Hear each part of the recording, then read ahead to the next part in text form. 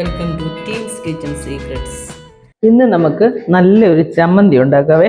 നമ്മൾ മാങ്ങ ചമ്മന്തി അല്ലെ നെല്ലിക്ക ചമ്മന്തി അല്ലെ നമ്മൾ വാളംപുളി കൊണ്ടൊക്കെ ഉണ്ടാക്കുന്ന ചമ്മന്തി, പല ടൈപ്പ് ചമ്മന്തികൾ കഴിക്കാറില്ലേ. ഇന്ന് നമുക്ക് അമ്പഴങ്ങ കൊണ്ടൊരു ചമ്മന്തി ഉണ്ടാക്കാവേ. അതിനാവശ്യമായിട്ടുള്ള സാധനങ്ങൾ 3 അമ്പഴങ്ങ, പിന്നെ ഒരു 3 ചുവന്നുള്ളി, ഒരു പീസ് ഇഞ്ചി, പിന്നെ ഞാൻ ഒരു 10-12 കാന്താരി മുളക് ഇതിനകത്ത് ചേർക്കുന്നത്. കാന്താരി മുളക് ഇല്ലെങ്കിൽ പച്ചമുളക്, നല്ല എരിവുള്ള 3 പച്ചമുളക്, ആവശ്യത്തിന് തേങ്ങ. ഈ കാന്താരി മുളകും ചുവന്നുള്ളി പിന്നെ നമ്മൾ ഈ ഇഞ്ചി ഉണ്ടല്ലോ ഒന്ന് ചെറുതായിട്ടൊന്ന് കട്ട് ചെയ്തിട്ടേക്കണേ. ഇനി അമ്പഴങ്ങ നമ്മളിങ്ങനെ മുറിച്ച് അതൊന്ന് ചെറുതായിട്ടൊന്ന് കട്ട് ചെയ്ത്, അങ്ങ് ഒരുപാട് പുളിയൊന്നും ആകത്തില്ല കേട്ടോ. നമ്മൾ ഈ മാങ്ങ ഉപയോഗിച്ച് ചെയ്യത്തില്ല, ഏതാണ്ട് അതേ ഒരു ഇത് വരും മാങ്ങ, പക്ഷേ കുറച്ചുകൂടെ പുളിയുണ്ട്. അമ്പഴങ്ങയ്ക്ക് അത്ര പുളി അങ്ങോട്ട് വരത്തില്ല, എന്നാലും ഇതിന് നല്ലൊരു ടേസ്റ്റാണ് കേട്ടോ. നമ്മളിപ്പോൾ പുളി കുറച്ച് കൂടുതൽ ഇഷ്ടമുള്ളവർക്ക് ഒരമ്പഴങ്ങയും കൂടെ ചേർക്കാവുന്നേ ഉള്ളൂ.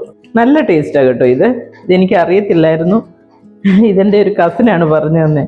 മാങ്ങ കൊണ്ടുണ്ടാകുന്ന എല്ലാ സാധനങ്ങളും നമുക്ക് അമ്പഴങ്ങ കൊണ്ടും ഉണ്ടാക്കാവുന്നു. അപ്പം ഞാൻ അത് വെച്ചിട്ട് ഒരു ഫിഷ് കറി ഉണ്ടാക്കി നോക്കി, ചമ്മന്തി ഉണ്ടാക്കി നോക്കി. ചമ്മന്തി ഉണ്ടാക്കിയപ്പോൾ ഒരു നല്ല ടേസ്റ്റ് കേട്ടോ. അപ്പം ഞാനത് നിങ്ങൾക്കും കൂടെ ഷെയർ ചെയ്യുന്നത് കേട്ടോ.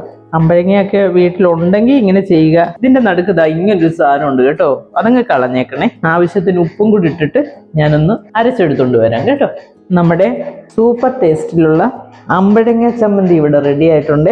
ഇത് നല്ല ചൂട് ചോറിൻ്റെ കൂടെ കഴിക്കാനുണ്ടല്ലോ, നല്ല അടിപൊളി സാധനമാണ് കേട്ടോ. ഇത് ഞാൻ ഉണ്ടാക്കി കഴിച്ചു നോക്കിയതാണ്, എനിക്ക് ഒത്തിരി ഇഷ്ടമായി. അതുകൊണ്ടാണ് നിങ്ങൾക്കൂടെ ഞാൻ ഷെയർ ചെയ്യുന്നത്. ഒരു ഡിഫറെൻറ്റ് ടേസ്റ്റാണ് കേട്ടോ. അപ്പം നിങ്ങളെല്ലാവരും ഇത് ഉണ്ടാക്കി നോക്കണം. നല്ല ചൂട് ചോറിൻ്റെ കൂടെ അടിപൊളിയാണ് കേട്ടോ. പിന്നെ ഇതിൻ്റെ കൂടെ വെജ് കഴിക്കുന്നവരാണെങ്കിൽ നല്ല മെഴുക്കുവരട്ടി, കുറച്ച് എരിവുള്ള ടൈപ്പ് നമ്മൾ മെഴുക്കുവരട്ടി ഉണ്ടല്ലോ, അത് നല്ലൊരു കോമ്പിനേഷനാണ്. നോൺ വെജ് കഴിക്കുന്നവരാണെങ്കിൽ നല്ല ഓംലെറ്റ്, ഫിഷ് ഫ്രൈ, മെഴുക്കുവരട്ടി, അങ്ങനെ ആ ഒരു കോമ്പിനേഷൻ. അതിൻ്റെ കൂടെ ഒരു പപ്പടം, അച്ചാറ്, അങ്ങനെ പോവുകയാണെങ്കിൽ ഭയങ്കര ടേസ്റ്റ് ആയിരിക്കും കേട്ടോ. അപ്പം നിങ്ങളെല്ലാവരും ഇത് ട്രൈ ചെയ്യണം.